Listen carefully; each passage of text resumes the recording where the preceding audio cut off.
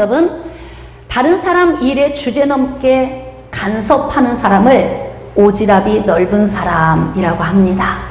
여러분, 지난주에는 우리가 객기를 점검했는데 오늘은 우리 안에 있는 오지랖의 요인을 기록된 말씀을 통해서 함께 점검해 보도록 하겠습니다. 자, 우리 열왕기하 6장 24절로 나가겠습니다. 이후에 아람 왕 베나닷이 그의 온 군대를 모아 올라와서 사마리아를 에워싸니. 자, 이 말씀의 배경은 북이스라엘의 9번째 왕 여호람이 통치하던 시기입니다. 여호람은 아합 왕의 아들입니다. 여러분이 잘 아시는 것처럼 북이스라엘에서 가장 악한 왕이 아합 왕입니다.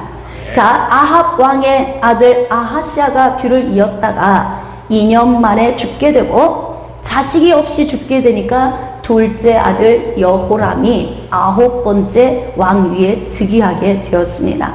자, 여호람이 통치하던 시기에 아람 군대가 사마리아에 와서 사마리아를 포위했습니다.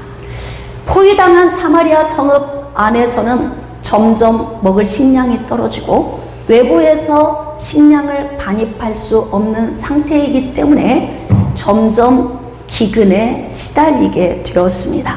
자, 그러면서 물가가 폭등하기 시작합니다.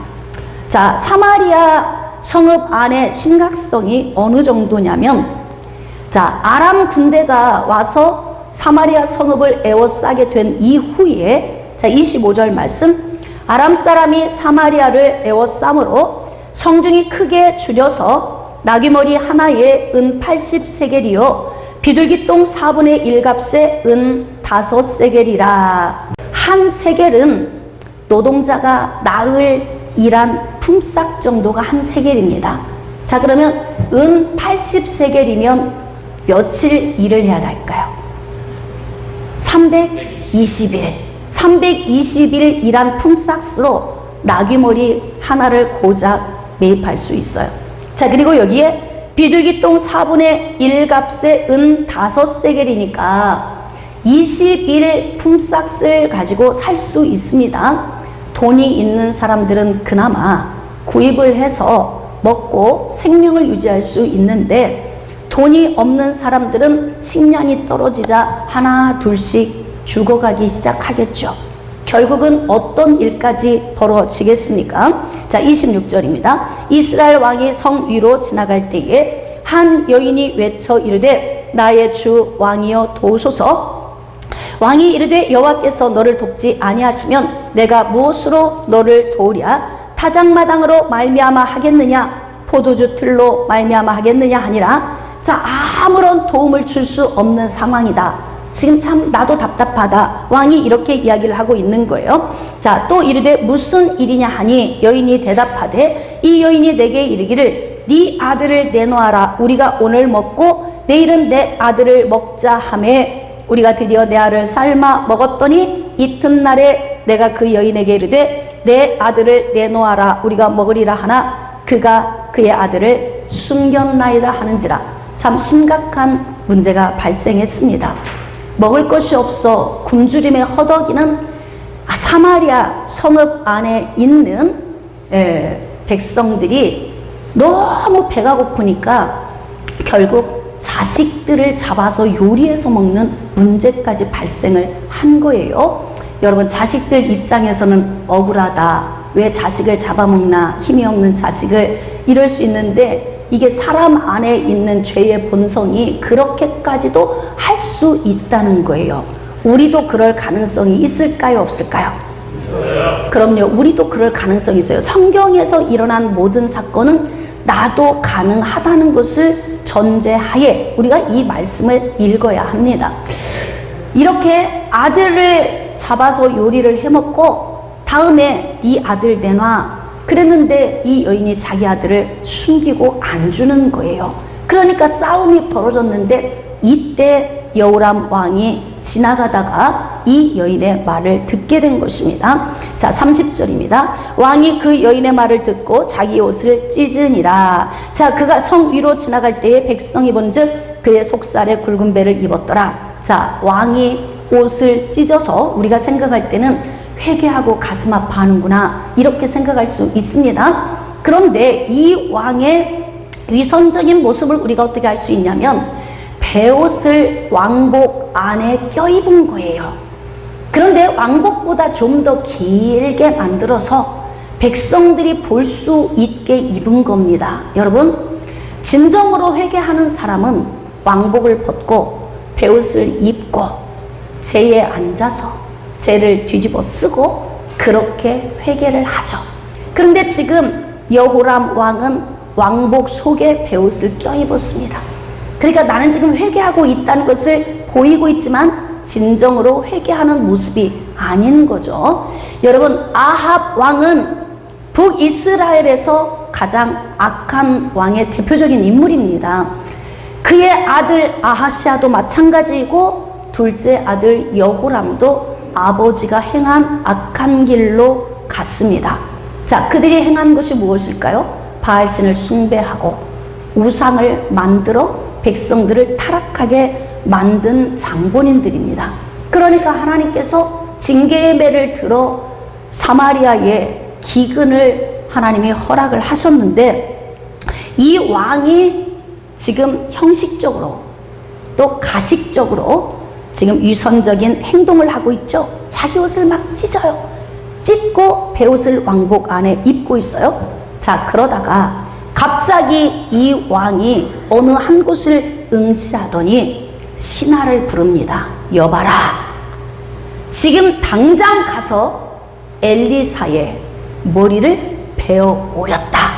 이렇게 이야기를 한 거예요. 자, 그럼 제가 여러분에게 한번 질문하겠습니다. 지금 여호람 왕은 사마리아에 온 이 기근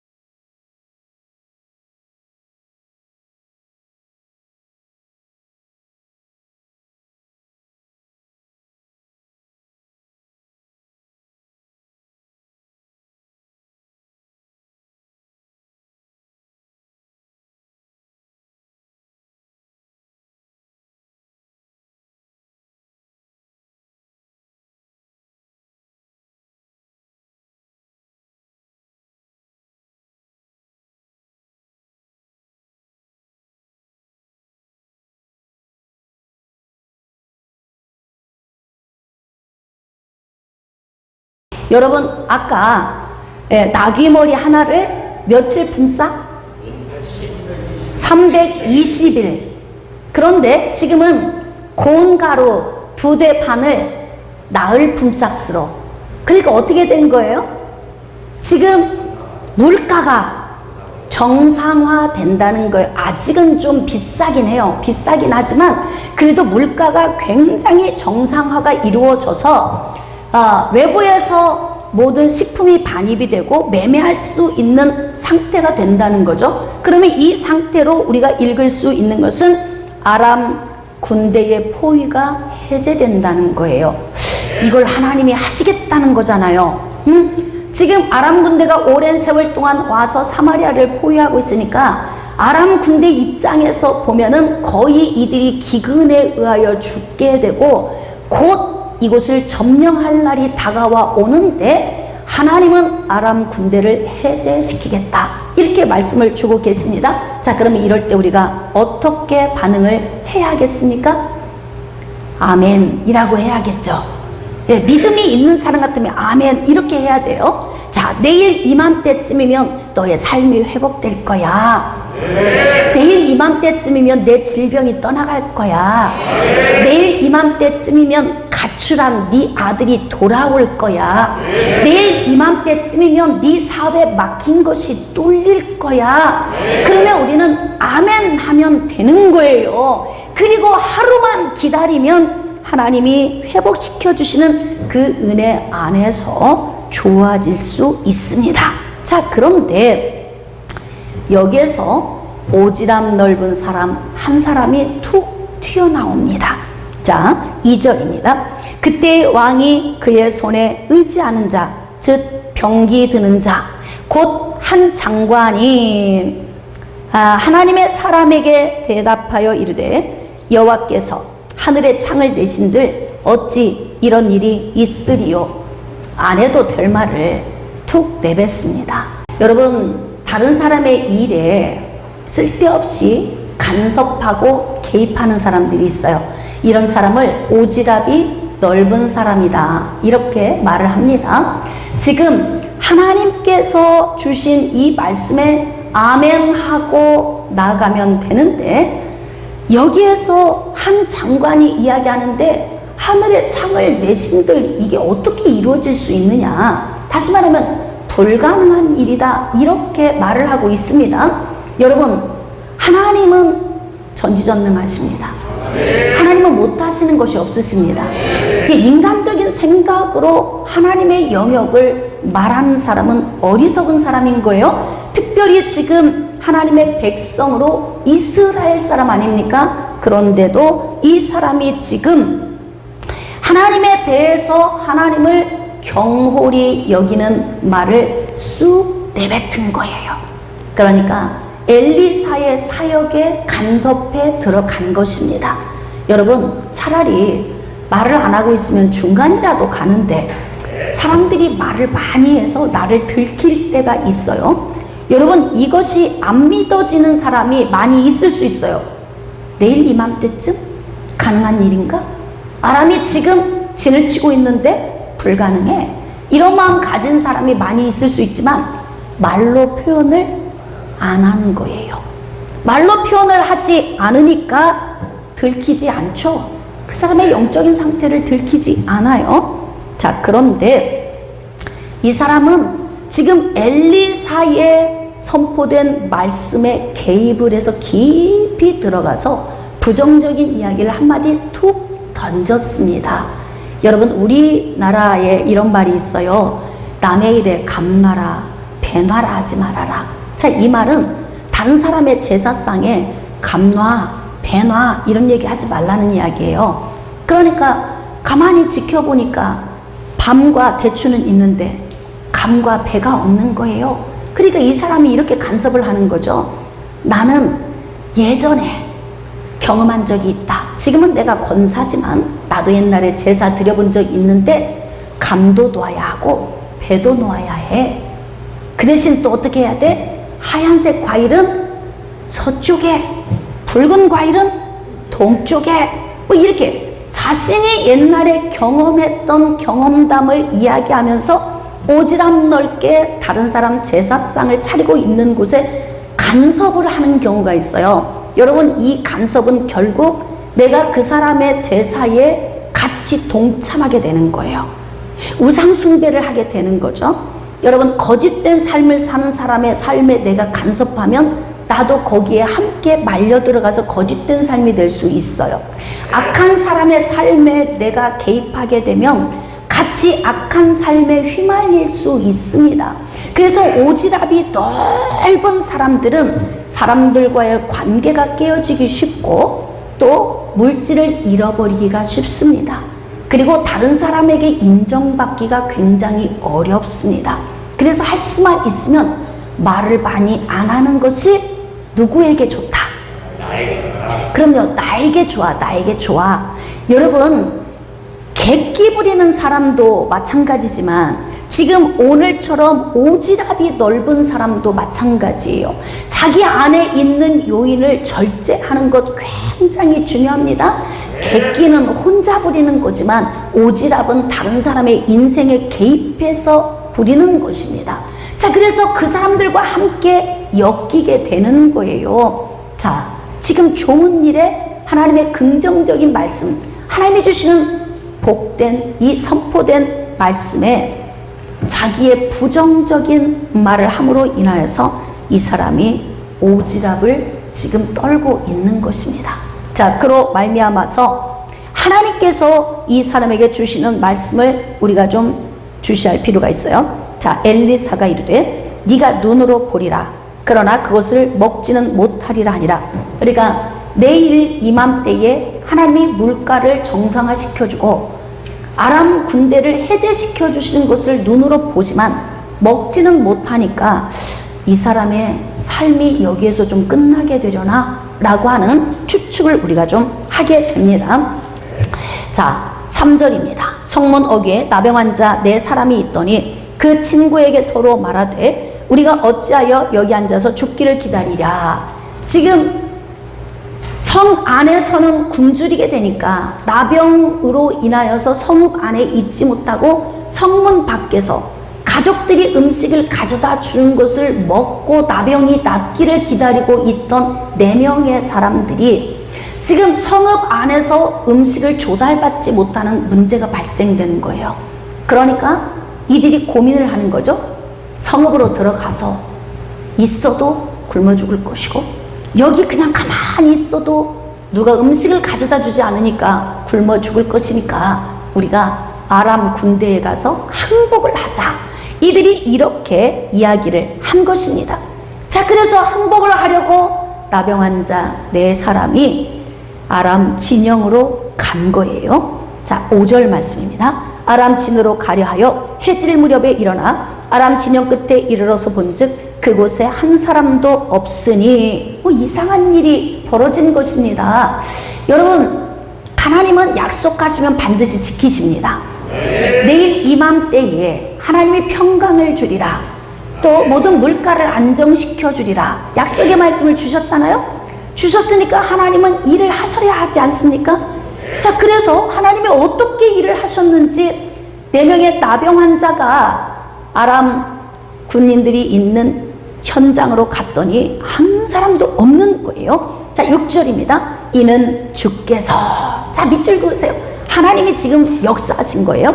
아람 군대로 병거 소리와 말소리와 큰 군대의 소리를 듣게 하셨으므로, 자, 하나님이 아람 군대를 어떻게 해체시켰냐면 큰 환청이 들리게 한 거예요. 이명, 어떻게? 말소리와 병거 소리, 군인들의 환호 소리. 이 소리가 누구 귀에만 들려요? 사마리아 성읍 안에 있는 사람 귀에도 안 들리고 성읍 밖에 있는 사람 귀에도 안 들립니다. 그런데 이 소리가 아람 군대에만 들리는 소리예요. 하나님이 일하시면 이렇게 깔끔하게 일하십니다. 믿으시면 아멘. 자, 그래서 하나님께서 군대의 소리를 듣게 하니까 이들이 어떤 마음을 먹었냐면, 자, 아람 사람이 서로 말하기를 이스라엘 왕이 우리를 치려하여 헷사람의 왕들과 애굽 왕들에게 값을 주고 그들을 우리에게 오게 하였다 하고, 돈 주고 사서 지금 군인을 투입시키고 있다. 그러니까 도망가자. 이렇게 된 것 아니겠습니까? 그래서 이들이 주랭랑쳐서 도망한 거예요. 7절입니다. 해질 무렵에 일어나서 도망하되 그 장막과 말과 나귀를 버리고 진영을 그대로 두고 목숨을 위하여 도망하였습니다. 자, 하나님이 일하시면 이렇게 깔끔하게 일을 하십니다. 우리 인간의 생각을 초월해서 하나님은 역사하시기 때문에 여러분이 어떤 문제를 놓고 기도할 때에 하나님이 이걸 어떻게 하실까? 염려하지 마세요. 하나님은 더 좋은 것, 더 큰 것, 더 하나님이 기뻐하시는 자리에 가게 하기 위해서 오늘 나에게 고민하게 하시는 거예요. 아, 오늘 하려고 했던 이 일이 왜 안 된 걸까? 하나님이 보시기에 이것보다 더 좋은 게 있어서 그런 거예요. 깨달아지시면 아멘. 우리가 그래서 못 봐서 문제인 거예요. 믿음의 눈을 열고 보면 하나님께서 더 좋은 것을 우리에게 예비하고 계심을 우리가 믿어야 하는 것입니다. 지금 하나님의 내일 이맘때에 평안을 주리라 약속을 하시고 하나님이 열심히 역사를 나타내고 계시는데 사람의 눈이 이것을 감지하지 못하는 거예요. 자, 그런데 지금 나병 환자 4명이 이 광경을 보았습니다. 자, 그래서 이들이 가서 왕궁에 가서 왕에게 이야기를 하게 된 거예요. 자, 10절입니다. 가서 성읍 문지기를 불러 그들에게 말하여 이르되 우리가 아람진에 이르러서 보니 거기에 한 사람도 없고 사람의 소리도 없고 오직 말과 나귀만 매어 있고 장막들이 그대로 있더라 하는지라. 자, 그러니까 사람은 없고 전리품만 남아있다는 거예요. 그러니까 이 일이 웬일입니까? 하나님이 하시는 일은 우리에게 이렇게 유익하게 일을 하십니다. 자, 그래서 사람들이 그곳에 가서 전리품을 다 획득하게 됩니다. 15절 봅시다. 그들의 뒤를 따라 요단에 이른즉 아람 사람이 급히 도망하느라고 버린 의복과 병기가 길에 가득하였더라. 전리품까지 하나님이 획득하게 하신 거예요. 내일 이맘때에 하나님이 하시고자 했던 일을 그 말씀이 떨어지기가 무섭게 일을 해 놓으시니까 전리품을 획득하고 그때부터 외부에서 들어오는 물품을 매매할 수 있는 환경으로 열어주시니까 하루 사이에 회복이 된 거잖아요. 여러분, 이렇게 하루 사이에 회복될 것을 기대하는 자가 복입니다. 그런데 지금 아까 오지랖 넓게 엘리사가 선포한 말씀에 툭 뛰어들어서 한마디 부정적인 이야기를 한 사람이 있어요. 본론은 무엇이냐면 바로 17절 말씀입니다. 왕이 그의 손에 의지하였던 그의 장관을 세워 성문을 지키게 하였더니, 자, 여러분, 아까 왕과 함께 엘리사의 목을 베러 갔던 그 장관, 그곳에서 하늘의 창을 내신들 어찌 이런 일이 있을 수 있겠습니까? 라고 부정적인 한마디 툭 뱉어서 오지랖 넓게 말한 그 장관을 왕이 성문을 지키게 한 거예요. 자, 그런데 백성이 성문에서 그를 밟음에 하나님의 사람의 말대로 죽었으니 곧 왕이 내려왔을 때에 그가 말한 대로라. 성문에 있던 사람들이 왜 이 사람을 죽였을까요? 부정적인 이야기를 했기 때문에, 하나님을 경홀히 여겼기 때문에 이들이 이 장관을 죽인 거예요. 자, 그러면 이 사람의 한 사람의 인생을 우리가 좀 생각해 보면, 여러분, 그 말 한마디 안 하고 오지랖을 떨지 않았더라면 참 좋았을 텐데, 이렇게 한마디씩 툭툭 다른 사람 인생에 툭툭 뱉어놓은 말이 이것이 나에게 돌아와서 이 사람의 삶이 비참한 말로를 맞이하게 된 것 아닙니까? 자, 그래서 오늘 우리의 이 오지랖을 좀 한번 점검해 봤으면 하는 거예요. 자, 여러분은 어떻습니까? 다른 사람의 부부싸움에 개입했다가 봉변당한 적 없으세요? 여러분, 부부싸움은 칼로 물베기입니다. 그래서 다른 사람의 부부싸움에 개입했다가 큰일 납니다. 왜냐하면 막 적군처럼 싸우다가 누가 옆에서 공격하면 둘이 아군이 돼버려. 그래가지고 옆에서 오지랖 떠는 사람을 공격해버립니다. 그래가지고 관계가 깨어질 수도 있어요. 또 어떤 사람은 이런 오지랖을 떠는 사람이 있어요. 길에서 지인들을 만납니다. 어디가? 그랬더니 우리 가서 점심 먹고 차 마시고 즐거운 시간 보내려고. 그랬더니 나도 가도 돼? 물은 거예요. 그래서 아이고 그럼 같이 가도 됩니다. 그랬더니 거기에 동참을 해서 밥 먹고 돈 다 내는 사람, 이 오지랖 넓은 사람이에요. 그래서 괜히 또 손해보고 오잖아요. 그리고 와서 그러죠. 내가 미쳤었나 봐. 그냥 가만히 있었더라면 그냥 먹고 왔을 텐데, 또 오지랖을 떨고 돈을 또 쓰고 온 것을 후회한 적 있는 사람, 여기에도 있을 수 있습니다. 이렇게 다른 사람의 인생에 오지랖을 떨면서 살면 내 인생의 플러스 요인보다 마이너스 요인이 훨씬 많이 옵니다. 자, 그래서 성경은 우리에게 무엇을 요구하시겠습니까? 자, 레위기 18장 1절 이하의 말씀 잘 들어주세요. 자, 여호와께서 모세에게 말씀하여 이르시되 너는 이스라엘 자손에게 말하여 이르라. 나는 여호와 너희의 하나님이니라. 자, 너희는 너희가 거주하던 애굽 땅의 풍속을 따르지 말라. 자, 그리고 또 요구하십니다. 내가 너희를 인도할 가나안 땅의 풍속과 규례도 행하지 말라. 그러니까 지금 애굽에서 나온 이스라엘 백성들이 광야에서 하나님의 말씀을 받고 있는데 뭐라고 말씀하시냐면 너희들 오지랖 넓게 애굽에서 살았던 모든 풍습 그거 다 네 삶으로 끌어들여 와서 네 삶 속에서 함께 하지 말라는 거예요. 그래서 애굽에서 나와서 광야에 있으면서 하나님이 이 말씀을 주실 때 어떻게 하느냐? 오지랖 좁혀. 오지랖 좁히라는 거예요. 그리고 애굽에서 있었던 모든 풍속을 여기서 다 잘라내라고 말씀하십니다. 그러니까 우리가 예수 믿기 전에 애굽에 살았던 삶 있잖아요. 이 애굽에서 살았을 때의 이 풍속을 다 내려놔야 한다는 거예요.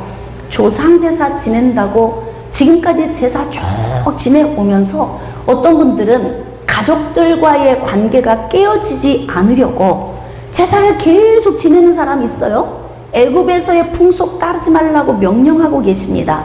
이거 계속하면 오지랖 넓은 거예요. 이 오지랖 계속 적용하면 내 삶의 마이너스 요인이 반드시 오게 됩니다. 그렇기 때문에 애굽에서의 삶 빨리 버려야 하는 것입니다. 우상 숭배했던 삶 버려야 돼요. 자, 그런데 지금 아직 가나안에 도착하지 않았는데 하나님께서 이스라엘 백성들에게 무엇을 요구하시냐면 얘들아 가나안 땅에 가면 애굽처럼 만만치 않은 땅이 기다리고 있어. 그러니까 그곳에 가서도 그들의 풍속을 따르지 마. 자, 옆집에 가서 뒷집에 가서 앞집에 가서 오지랖 넓게 간섭하면서 이 집은 어떤 우상이 만들어져 있나? 저 집은 어떤 모양으로 제사를 지내나? 이 동네는 어떤 풍속을 가지고 있나? 계속 오지랖 넓게 끼웃거리다가 내가 그곳으로 들어가서 그곳의 모든 풍속을 내가 다 흡수를 하게 되는 것을 하나님이 지금 뭐라고 말씀하시냐면 단절해. 단절하라고 말씀하시는 거예요. 그러니까 우리 주변에 있는 모든 이런 풍속에 우리 자신을 노출시키지 않으려면 어떻게 해야 하냐면 내 법도를 따르고 규례를 지켜 그대로 행하라. 오지랖 넓게 주변 바라보지 말고 내 말씀과 법도를 지켜 행하라는 거예요. 여러분, 하나님의 말씀을 우리가 온전히 지킬 수 없는 자들입니다. 그런데 하나님은 나의 율법을 다 지켜 행하라고 명령하고 계십니다. 자, 이 말씀의 의도성이 무엇일까요? 로마서 3장 20절 말씀에 율법의 행위로 의롭다함을 얻을 육체가 하나도 없다. 그러면 율법을 주신 목적이 무엇이냐면 율법으로 말미암아 죄를 깨닫게 하기 위함이다. 이렇게 말씀하고 계십니다. 자, 그렇다면 하나님이 구약에서 내 명령을 다 지켜 행해 이 말씀의 본 뜻은 네가 이 말씀을 다 지키려고 말씀을 네 삶의 기준을 두고 몸부림치다 보면 예수 그리스도가 보일 거야. 그 의미예요. 깨달아지시면 아멘. 왜냐하면 죄의 본성을 가진 인간은 하나님의 율법을 다 지켜 행하는 것이 불가능합니다. 그러니까 하나님께서 이 말씀의 기준을 우리에게 주신 것은 너희들은 죄인이야. 너희 안에는 죄의 본성이 있어. 그래서 죄와 무관하게 살 수가 없어. 그래서 내가 창세기 3장 15절에서 여자의 후손을 약속했고 그 예수 그리스도가 이 땅에 와서 믿는 자들의 죄를 사하여 주고 영생을 주려 함이라. 하나님의 계획 아닙니까? 그러니까 우리의 삶의 기준, 오지랖을 다 좁히고 그리고 세상에 있는 풍속 다 단절시키고 하나님의 말씀의 기준에 서서 율법을 지켜 행하라고 몸부림을 치다 보면은 예수 그리스도를 볼 수 있게 된다는 거예요. 그러니까 구약의 성도들은 율법을 붙들고 몸부림을 치다가 또 피의 제사를 드리다가 예수 그리스도를 바라보고 구원받은 자들이에요. 여러분, 하나님께서 예수 그리스도를 이 땅에 보내주셨습니다. 나를 구원하시려고. 우리는 지금 이제 고난주간을 시작하게 됩니다.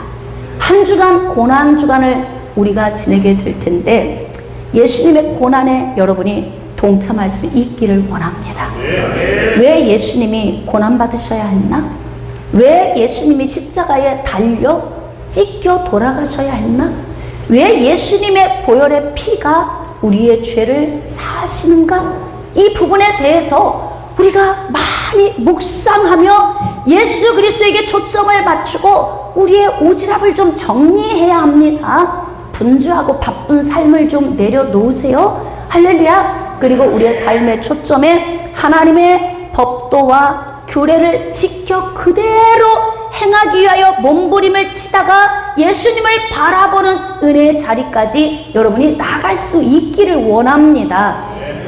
자, 이 말씀을 좀 더 쉽게 어떻게 오지랖을 좀 더 줄일 수 있는가? 자, 여호수아 1장 7절과 8절 말씀에 하나님이 뭐라고 여호수아에게 말씀하시냐면 여호수아야, 너는 지극히 강하고 담대하라. 내가 내 종 모세에게 명한 율법을 다 지켜 행하고 네가 우로나 좌로나 치우치지 말라. 이렇게 말씀하십니다.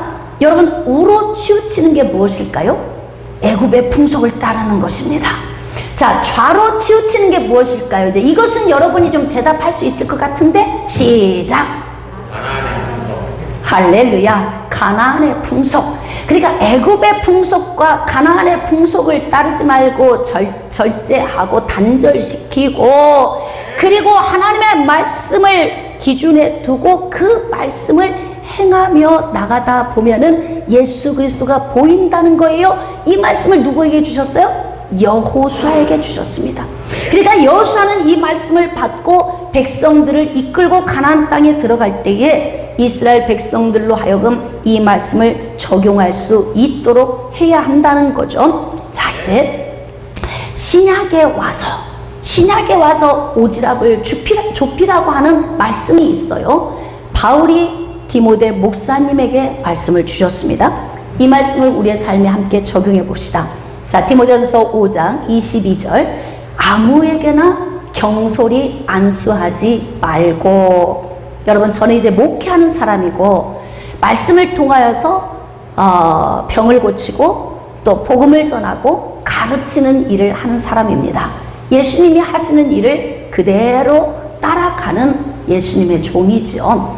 자, 예수님이 하신 일을 사역 현장에서 하면서 마음속에서 충동을 느낄 때가 있어요. 다시 말하면 오지랖이 막 적용되려고 할 때가 있습니다.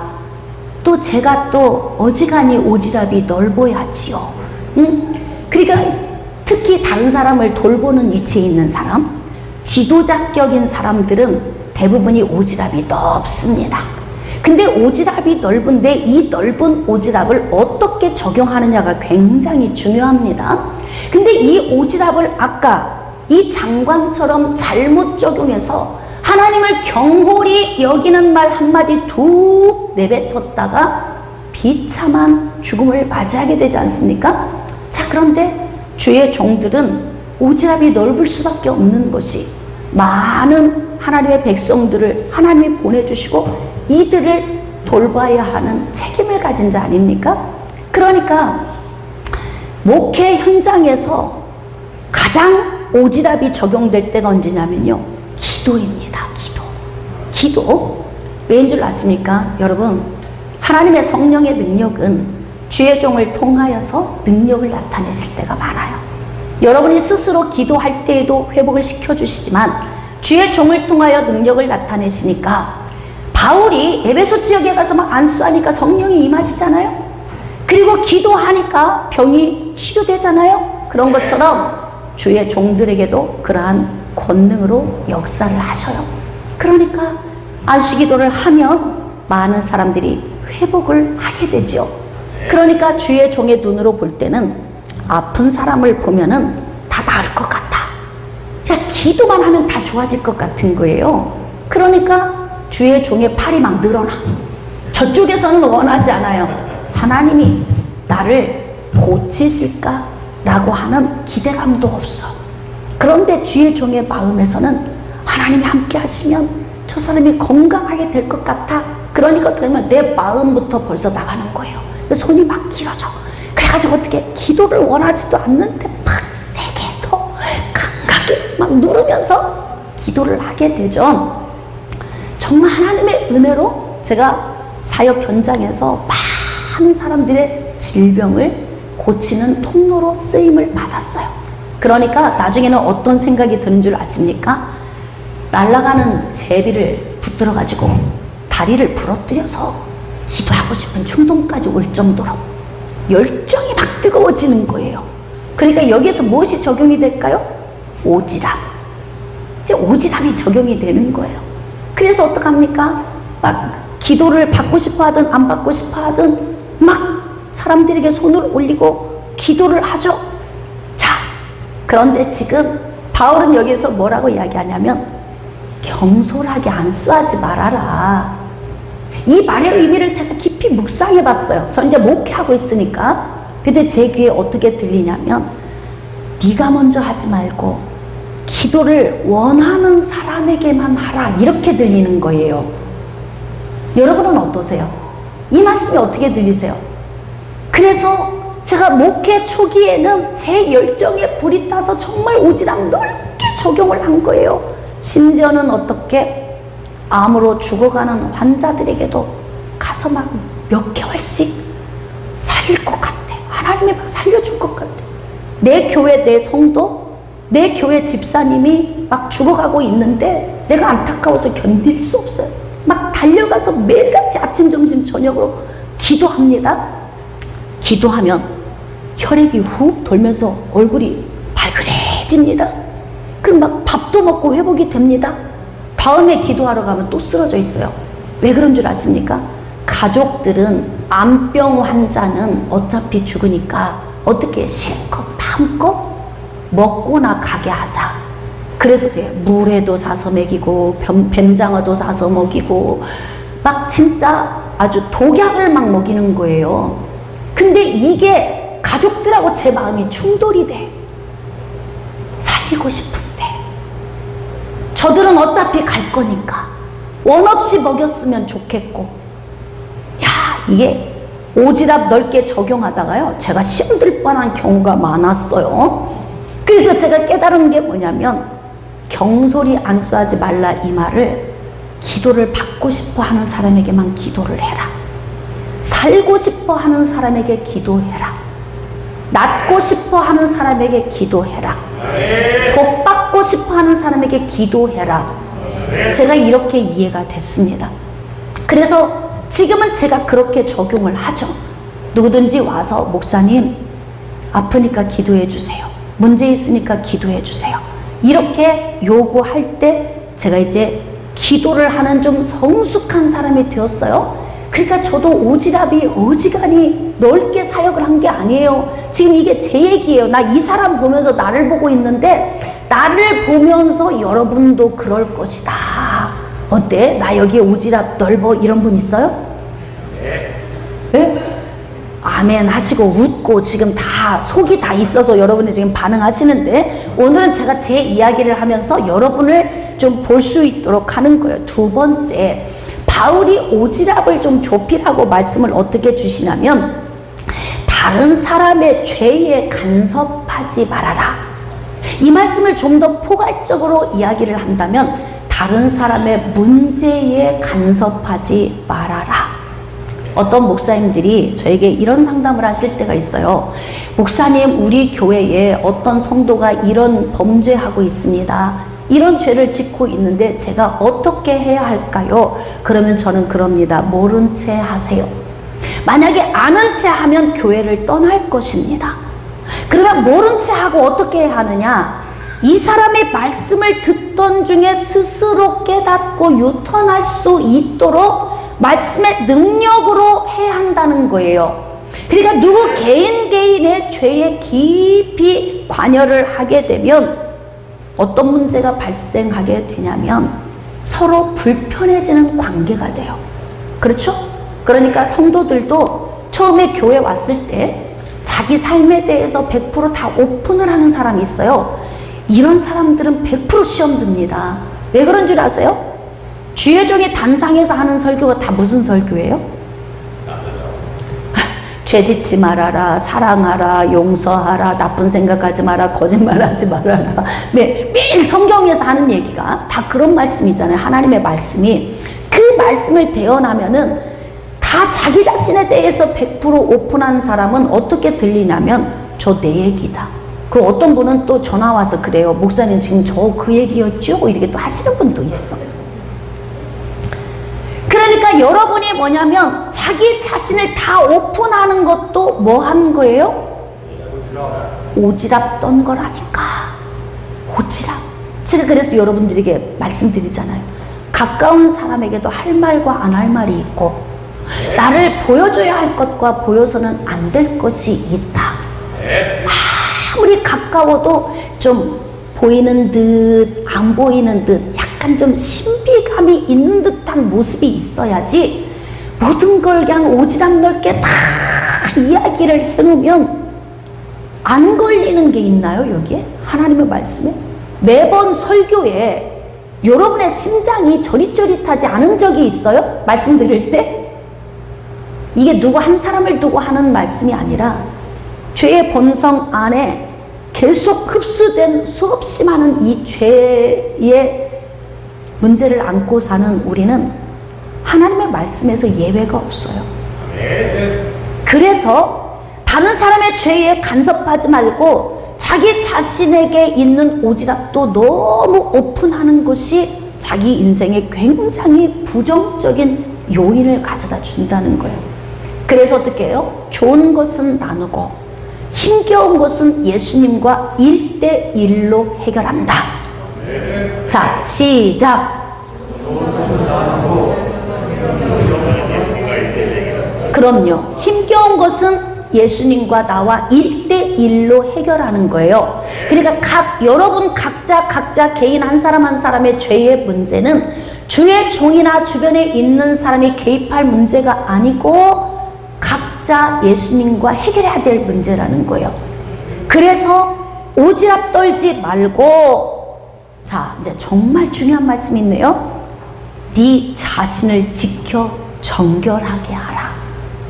지금 바울이 디모데에게 전하는 이야기예요. 네 자신을 지켜 정결하게 하라. 그러니까 다른 사람의 삶이 어떠한지, 저가 어떻게 살고 있는지, 저가 어떤 문제로 근심하고 고민하고 있는지에 대해서 자꾸 오지랖 넓게 관여하지 말고 너 네 자신을 지키고 네 자신을 하나님 앞에서 바로 세우는 데에 힘을 쏟으라. 이렇게 이야기해요. 그러니까 이게 주의 종이 오지랖 넓게 살 수밖에 없는 위치에 있으면서 이 오지랖을 어떻게 적용해야 할 것인가를 굉장히 제가 많이 고민을 해요. 그런데 지금 여기 말씀에서는 뭐냐면 네 자신을 지켜 정결하게 하라 이렇게 이야기하는 거예요. 그러니까 제가 사역 초기에는 어떻게 하면 회복시킬까, 살릴까, 죽어가는 사람 발딱 일으켜 세울까 막 매일 이 고민으로 고민을 했는데, 제가 이제 사역의 세월이 지나가면서 그렇구나, 내 자신을 세우는 게 중요하구나, 내 자신을. 그리고 어떻게 해요? 요청하고 내가 오지랖을 적용해야 하는 정당한 상황이 있을 때 적용을 해야 한다는 거죠. 그러니까 여러분이 오지랖을 적용을 할 때에 어떻게 적용해야 하는가, 이게 굉장히 중요합니다. 아까처럼 예를 들면 장관이 엘리사에 선포하는 말에 아멘 하고 했으면 이 사람의 오지랖은 적용을 잘하는 거예요. 그런데 창을 내신들 어찌 그런 일이 있을 수 있겠느냐? 이 말 한마디 툭 오지랖을 잘못 적용해서 그의 인생에 삶이 죽음으로 내어 던져지게 된 거죠. 자, 그래서 오늘 여러분 말씀을 좀 정리를 해보도록 하겠습니다. 여러분, 우리가 인생의 삶을 사는 동안 이게 오지랖이 필요할 때도 있어요. 오지랖이 다 나쁘진 않아요. 오지랖이 필요하긴 한데 오지랖을 잘못 적용하면 오히려 내 인생의 마이너스 요인이 될 수가 있습니다. 자, 그러므로 여러분들은 여러분의 인생의 삶에 가장 먼저 자기 자신을 세우고 정결하게 하는데 에너지를 쏟으십시오. 아멘. 그리고 두 번째, 다른 사람의 인생에 혹시 오지랖을 적용해야 될 때가 있다면 긍정적으로 적용하세요. 칭찬하고 격려하고 일으켜 세우고, 할렐루야. 그리고 필요할 때는 나의 도움을 주면서 그를 일으켜 세우는 방식으로 오지랖을 적용을 한다면 우리 인생의 삶에 훨씬 윤택하고 행복한 플러스 요인이 오게 될 것입니다. 여러분, 한 주간 예수 그리스도의 십자가의 은혜를 묵상하면서 내 인생의 삶에 오지랖을 어떻게 적용하며 살 것인지 많이 고민하시고 여러분의 삶에 전진하는 방향으로 나아갈 수 있기를 주님의 이름으로 축복합니다.